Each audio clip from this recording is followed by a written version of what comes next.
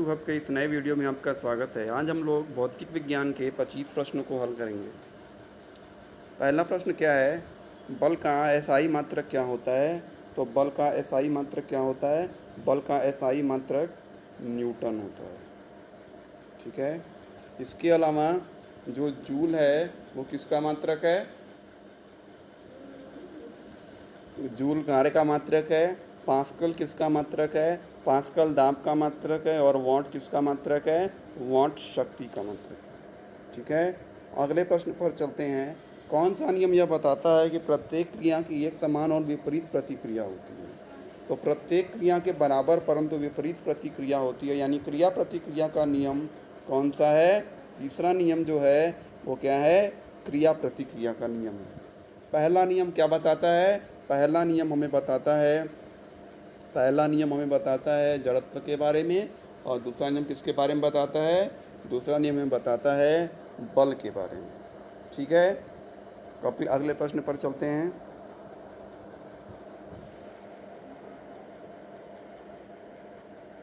निर्वात में प्रकाश की गति कितनी होती है? निर्वात में प्रकाश की चाल कितनी होती है? 3 × 10⁸ मीटर प्रति सेकंड जो होती है, ये क्या होती है?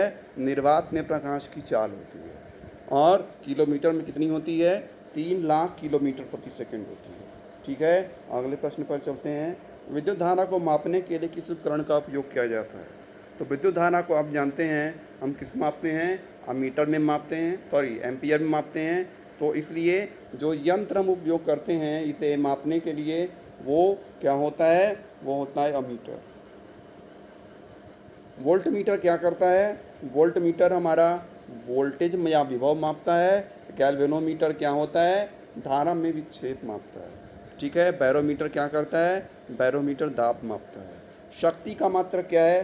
तो शक्ति का मात्रक क्या होता है? वॉट होता है। ठीक है। शक्ति का मात्रक क्या होता है? वॉट होता है। इसमें जो अन्य ऑप्शन है, जूल किसका मात्रक है? जूल हमारा कार्य का मात्रक है। न्यूटन क्या है? बल का मात्रक है। और जो वोल्ट है वो किसका मात्रक है? विभव या विभवांतर का मात्रक है। ठीक है। अगले प्रश्न पर चलते हैं। वाहनों के रियर व्यू, पीछे देखने वालों दर्पण में किसका उपयोग किया जाता है? तो इसका सही उत्तर क्या होगा? अवतल दर्पण होगा। अवतल दर्पण में कैसा प्रतिबिंब बनता है? वास्तविक और उल्टा प्रतिबिंब बनता है। जबकि उत्तल दर्पण में क्या होता है? आभासी और सीधा प्रतिबिंब बनता है।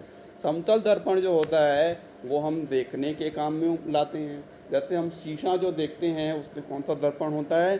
समतल दर्पण होता है। ठीक है। अगले प्रश्न पर चलते हैं।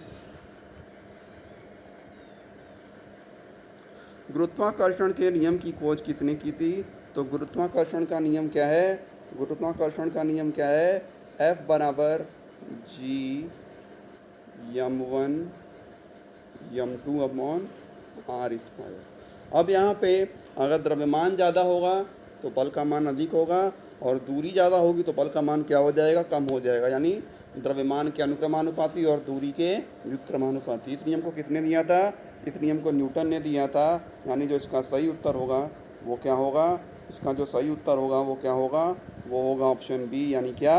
न्यूटन। ठीक है। आइंस्टीन ने क्या दिया था? आइंस्टीन ने प्रकाश विद्युत प्रभाव के बारे में बताया था, जिसके लिए नोबेल पुरस्कार मिला हुआ है। ठीक है। अगले प्रश्न पर चलते हैं। किसी पिंड की गति के कारण उसमें जो निहित ऊर्जा है उसे क्या कहते हैं? किसी पिंड में की गति के कारण निहित ऊर्जा को क्या कहते हैं? गतिज ऊर्जा कहते हैं। ठीक है। अगर वहाँ पर उसकी स्थिति के कारण जो ऊर्जा होगी उस ऊर्जा को क्या कहेंगे? उस ऊर्जा को हम स्थितिज ऊर्जा कहेंगे। ऊष्मा के कारण जो ऊर्जा होगी उसे क्या कहेंगे? उष्मीय ऊर्जा कहेंगे। और जो सूर्य की ऊर्जा के कारण जो ऊर्जा होगी उस ऊर्जा क्या कहेंगे? सौर ऊर्जा कहेंगे। अगले प्रश्न पर चलते हैं। दाब का एसआई मात्रक क्या है? तो दाब का एसआई मात्रक क्या होता है? पास्कल होता है। इसे और क्या कहते हैं? केजी मीटर प्रति सेकंड स्क्वायर। ठीक है। तो ये दाब का मात्रक है, पास्कल या केजी मीटर प्रति सेकंड स्क्वायर। ठीक है। इस प्रश्न में जो और ऑप्शन है वहाँ पर न्यूटन क्या है? बल का मात्रक है। वॉट किसका मात्रक है? शक्ति का मात्रक है। और ओम किसका मात्रक है? ओम हमारा विद्युत प्रतिरोध का मात्रक है। किस रंग की तरंग दैर्घ्य सबसे अधिक होती है? तो दीप्त की ओर ये नाम आप इस नाम से परिचित होंगे।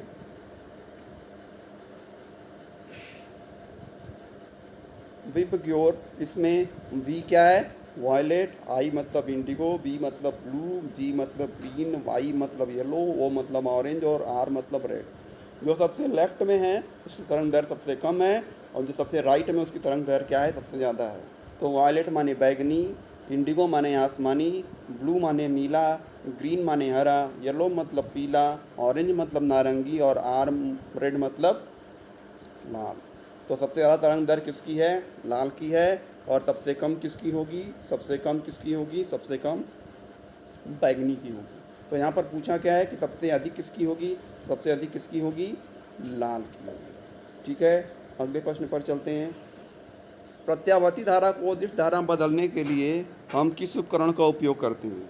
तो प्रत्यावर्ती धारा को दिश धारा में बदलने के लिए हम जिस उपकरण का उपयोग करते हैं उसे हम क्या कहते हैं, दिष्टकारी कहते हैं या रेक्टिफायर कहते हैं। ठीक है, वास्तव में जो प्रत्यावर्ती धारा होती है उसमें आवर्तन होता है, जबकि जो दिष्ट धारा होती है उसमें कोई आवर्तन नहीं होता है। मतलब प्रत्यावर्ती धारा दोनों दिशाओं में चलती है, जबकि दिष्ट धारा का जो मान होता है वह केवल एक ही दिशा में होता है। यानी प्रत्यावर्ती धारा धनात्मक भी होती है और ऋणात्मक भी होती है, जबकि दिष्ट धारा क्या होती है, केवल और केवल धनात्मक होती है। इसीलिए हम प्रत्यावर्ती धारा को दिष्ट धारा में बदलने के लिए किसका उपयोग करते हैं, दिष्टकारी या रेक्टिफायर का उपयोग करते हैं। ठीक है, ट्रांसफार्मर क्या होता है, ट्रांसफार्मर हमारा ये क्या करता है, प्रत्यावर्ती वोल्टता में परिवर्तन लाता है। मतलब उच्च प्रत्यावर्ती वोल्टता को निम्न प्रत्यावर्ती वोल्टता में या निम्न प्रत्यावर्ती वोल्टता को उच्च प्रत्यावर्ती वोल्टता में बदलता है। जनरेटर क्या करता है, जनरेटर विद्युत चुम्बकीय प्रेरण के सिद्धांत पे काम करता है और ऊर्जा संरक्षण के नियम पे भी काम करता है। इसके अनुसार जो यांत्रिक ऊर्जा होती है वो किसमें बदलती है, प्रकाश और विद्युत ऊर्जा में बदलती है। इंडक्टर या प्रेरक जो होता है यह क्या करता है, किसी भी पिंड की किसी भी विद्युत परिपथ में किसी पार्टिकल की जो सेल्फ इंडक्टेंस या स्वप्रेरण के कारण जो ऊर्जा होती है उस ऊर्जा को किसके द्वारा बताया जाता है, इंडक्टर या प्रेरक के द्वारा बताया जाता है। ठीक है, अगले प्रश्न पर चलते हैं। आकाश का नीला रंग, आकाश का नीला रंग किस परिघटना के कारण दिखाई देता है। तो आकाश का नीला रंग हमें किस परिघटना के कारण दिखाई देता है, आकाश का नीला रंग हमें प्रकीर्णन के कारण दिखाई देता है। ठीक है, परावर्तन क्या होता है, परावर्तन क्या होता है, किसी प्रकाश किरण का एक माध्यम में किसी चिकने और खुरदरे तल टकरा कर वापस लौटने की घटना को क्या कहते हैं, उसका परावर्तन कहते हैं। और एक माध्यम से दूसरे माध्यम में प्रकाश किरण की मुड़ जाने की घटना को क्या कहते हैं, अपवर्तन कहते हैं। और प्रिज्म से होकर के प्रकाश किरण का या श्वेत प्रकाश का 7 रंगों में विभक्त होना वो क्या कहलाता है, वर्णविक्षेपण कहलाता है। तो यहाँ पर पूछा था कि प्रकाश का आकाश का नीला रंग किस घटना के कारण होता है, तो इसका सही उत्तर क्या होगा, इसका सही उत्तर होगा सी यानी प्रकीर्णन। ठीक है, अगले प्रश्न पर चलते हैं। किसी चालक का प्रतिरोध किस पर निर्भर करता है। तो आर बराबर क्या होता है, आर बराबर होता है रो यल बाई ए। ठीक है, यहाँ पर रो क्या है, इसका विशिष्ट प्रतिरोध है, यल क्या है, लंबाई है और ए क्या है, क्षेत्रफल है। अब आप क्या देख रहे हैं कि लंबाई ज़्यादा होने पर क्या होगा, लंबाई ज़्यादा होने पर जो इसका प्रतिरोध होगा वो अधिक होगा और क्षेत्रफल अधिक हो जाएगा तो प्रतिरोध क्या हो जाएगा, कम हो जाएगा। इसके साथ साथ अगर यहाँ पर देखा जाए तो अगर कोई चालक होगा तो चालक का प्रतिरोध बहुत कम होता है, जबकि कुचालक का प्रतिरोध क्या होता है, बहुत अधिक होता है। और अगर हमारा चालक लेते हैं तो उसका मान क्या होता है, मध्यवर्ती होता है, चालक और कुचालक के बीच में होता है। यानी इन तीनों बातों पर किसी चालक का प्रतिरोध निर्भर करता है। ठीक है, अगले प्रश्न पर चलते हैं। यानी इसका जो सही उत्तर होगा वो क्या होगा, डी होगा। क्षेत्रफल पर निर्भर करेगा, लंबाई पर निर्भर करेगा और पदार्थ की प्रकृति पर निर्भर करेगा। अगले प्रश्न पर चलते हैं। आवृत्ति का मात्रक क्या है। तो आवृत्ति का मात्रक क्या होता है, सबको पता है, हर्ट्ज होता है। आवृत्ति का मात्रक क्या होता है, हर्ट्ज होता है।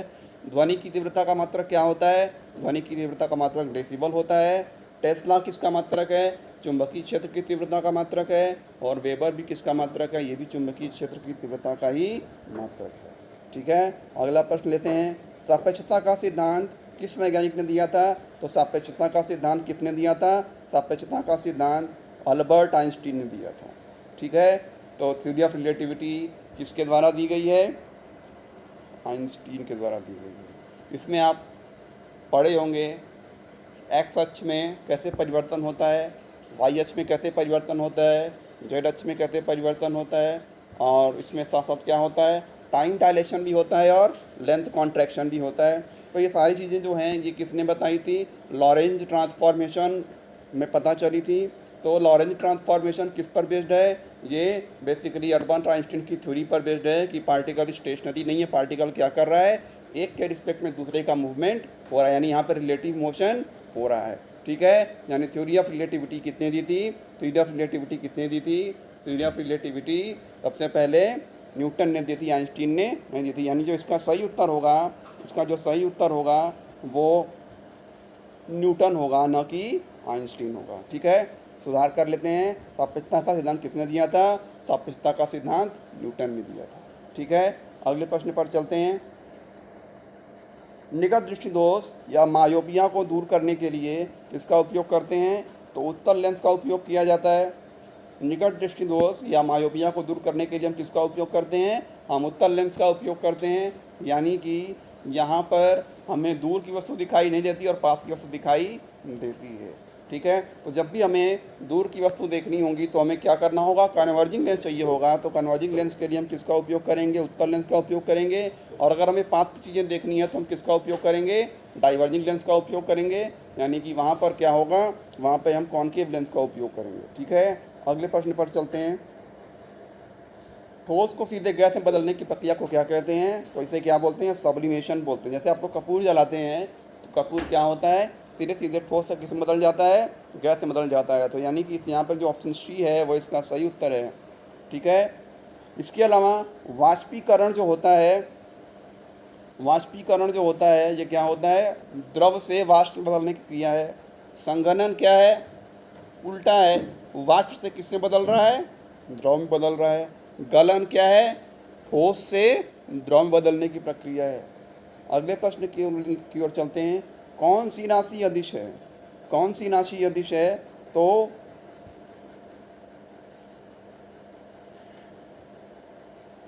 कौन सी राशि अदिश है? तो जो राशि अदिश होती है उसके पास न परिमाण होता है और न दिशा होती है। सॉरी, परिमाण दिशा नहीं होती। और दूसरी चीज़ ये भी होता है कि परिमाण होगा, दिशा नहीं होगी। और दूसरी चीज़ क्या होती है कि परिमाण दिशा दोनों होगी लेकिन वो सदिश योग के नियम का पालन नहीं करेगी। तो यहाँ पर जो हमारे पास इसका सही उत्तर होगा वो क्या होगा?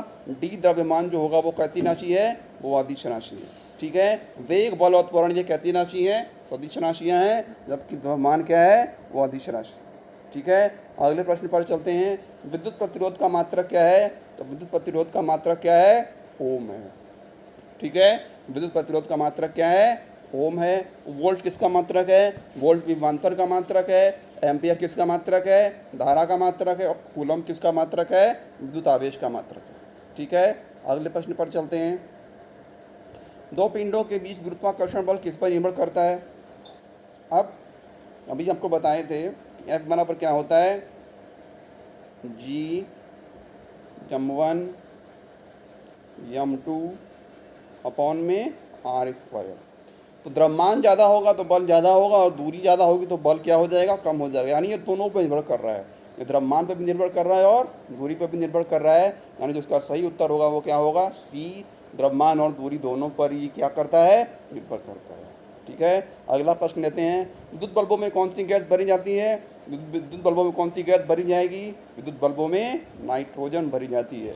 इसके साथ साथ हमारे वायुमंडल में भी सबसे ज़्यादा जो एक्सटेंट है वो किसका है? नाइट्रोजन का है। ऑक्सीजन 21% होती है, कार्बन डाइऑक्साइड CFC होती है और हाइड्रोजन सौर ऊर्जा का स्रोत है जो हमें नाभिकीय संलयन से प्राप्त होती है।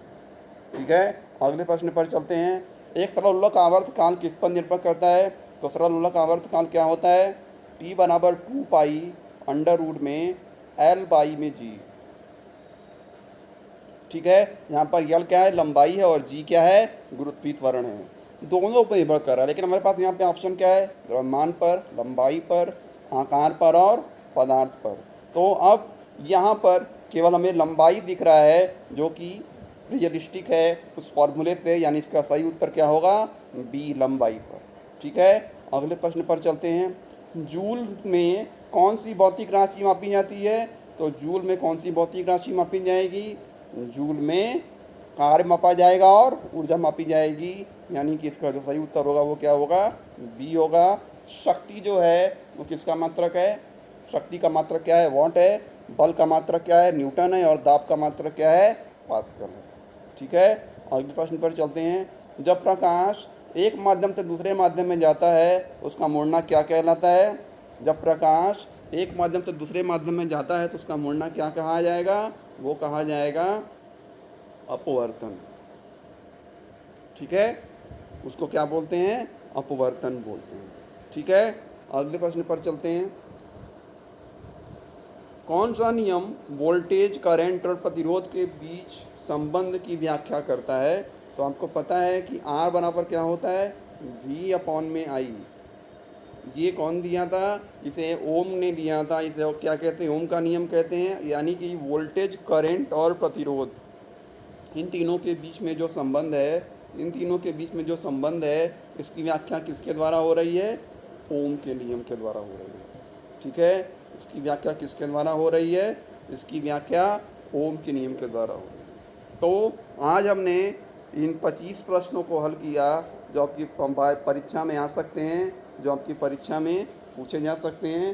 तो इन सभी प्रश्नों को आप अच्छे से देख लीजिएगा। ये प्रश्न आपके पहले पेपर में और साथ साथ दूसरे पेपर में, बीएड के दोनों पेपरों में ये पूछे जाएंगे। अगले वीडियो में आपसे फिर मुलाकात होगी, तब तक के लिए नमस्कार।